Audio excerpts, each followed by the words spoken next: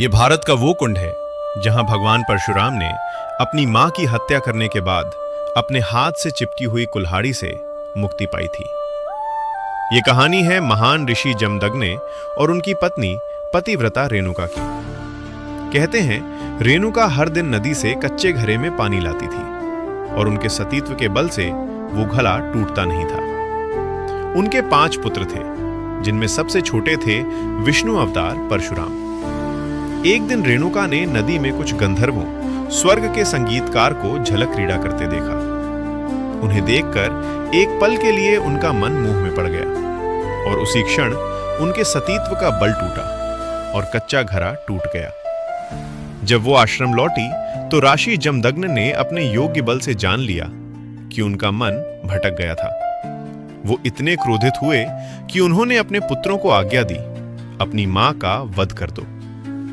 जब चारों बड़े भाइयों ने मना कर दिया तो क्रोधित पिता ने उन्हें तुरंत पत्थर बन जाने का श्राप दे दिया। इसके बाद परशुराम ने पिता की आज्ञा को अपना धर्म समझा। उन्होंने भारी मन से अपनी कुल्हाड़ी उठाई और अपनी ही मां का सिरधड़ से अलग कर दिया। उनकी आज्ञाकारिता से प्रसन्न होकर जमदग्नि ने वरदान मांगने को कहा।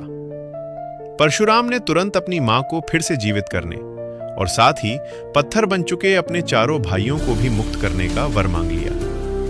सब फिर से जीवित हो गए, मानो कुछ हुआ ही न हो। लेकिन कहानी यहीं खत्म नहीं हुई। मात्र हत्या का पाप उस कुल्हाड़ी पर एक दाग की तरह चिपक गया और वो उनके हाथ से अलग ही नहीं हो रही थी। उस पाप से मुक्ति पाने के लिए वो दर दर भटकते रहे, लेकिन कोई भी तीर्थ उस कुल्हाड़ी को छुड़ा नहीं सका। अंत में वो पहुंचे पूर्वी हिमालय की लोहित नदी के किनारे और जैसे ही उन्होंने इस कुंड के जल को छुआ, चमत्कार हुआ। कुल्हाड़ी अपने आप उनके हाथ से छूट गई। भगवान परशुराम को दिल से मानने वाले ने सभी भक्त कमेंट्स में जय परशुराम जरूर लिखें।